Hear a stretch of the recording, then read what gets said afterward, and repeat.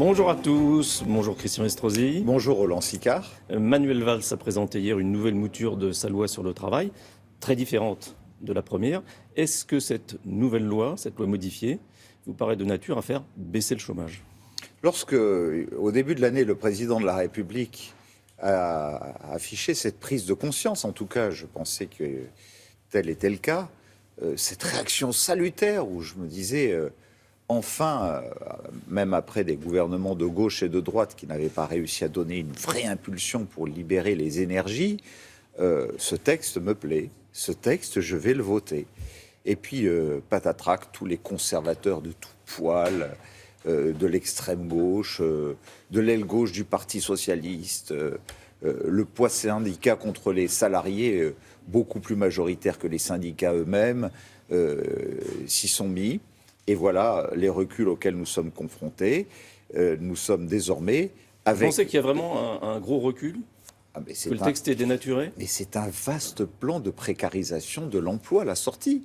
On était sur un plan où on allait assouplir le temps de travail, où on allait permettre la discussion entreprise par entreprise, sortir du dogme des 35 heures, réduire le code du travail qui fait je ne sais combien de centaines de pages pour arriver à une trentaine de pages et arriver à une véritable simplification. Mais pour les adversaires du projet, c'était ça, la précarité. Mais vous vous rendez compte que pour moi, la précarité, c'est quand même la taxation du travail.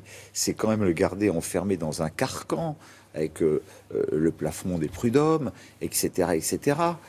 Vous avez un texte aujourd'hui où on vous dit le travail sera plus taxé qu'il ne l'était encore hier, notamment sur les CDD. Et ça, c'est pour encourager les patrons à embaucher en CDI. Ah ben, vous croyez que ça va encourager ? Ça va surtout encourager les patrons à ne pas recruter. C'est tout ce que ça va faire. C'est-à-dire qu'on va au contraire aller vers plus de chômage avec ce texte à la sortie, tout simplement.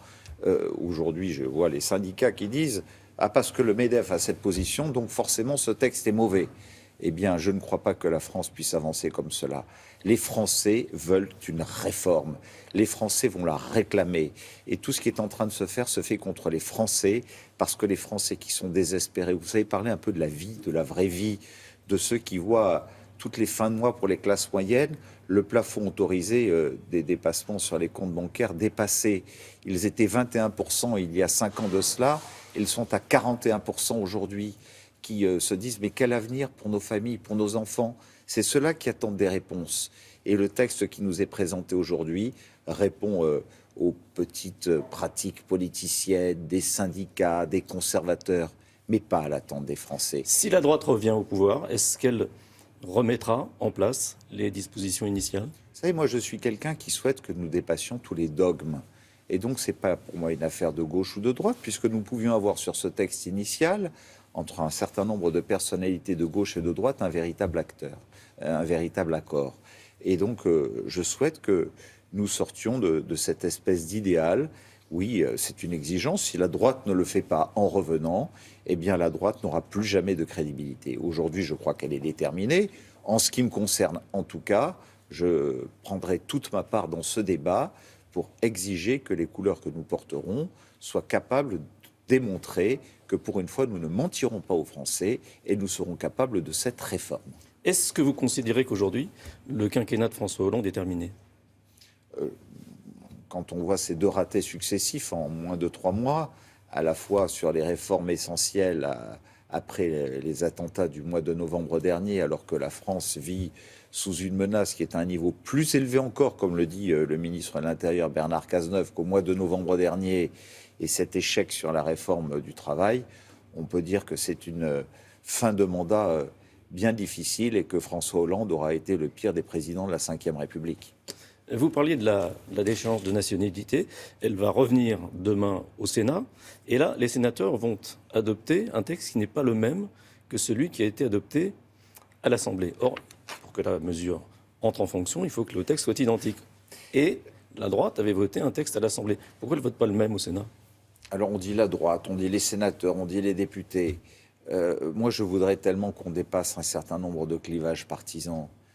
Nos armées sont engagées, nos policiers sont engagés, nos pompiers sont engagés lorsque nous avons des drames comme ceux que nous avons connus au mois de novembre dernier.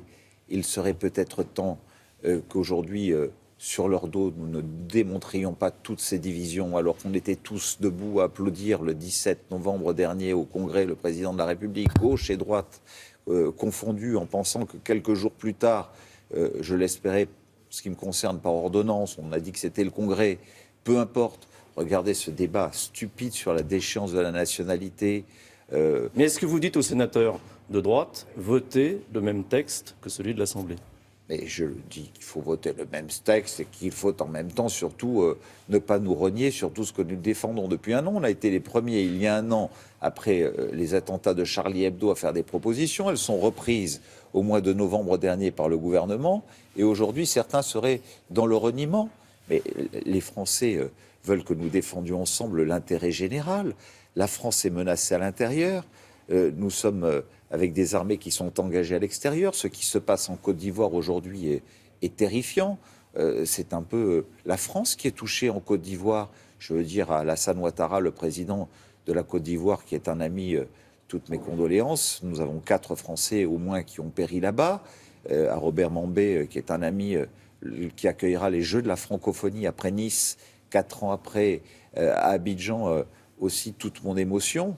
Que ce soit Boko Haram, que ce soit Al-Qaïda, que ce soit Daesh et l'État islamique, que ce soit le Hamas en Israël, nous avons ensemble à agir de manière unitaire pour éradiquer toute forme de barbarie et de terrorisme où qu'il frappe dans le monde, parce qu'on s'attaque de la même manière à la civilisation. D'ailleurs, au bout de mes 100 jours de présidence de la région Provence-Alpes-Côte d'Azur, lorsque je vois ces tentatives d'attentat dans le Thalys il y a quelques mois de cela, je peux vous le dire, j'aurai le premier réseau ferroviaire qui sera surveillé avec des caméras en 4G, qui aura des portiques de sécurité dans les moins de 6 mois dans chacune de ces gares.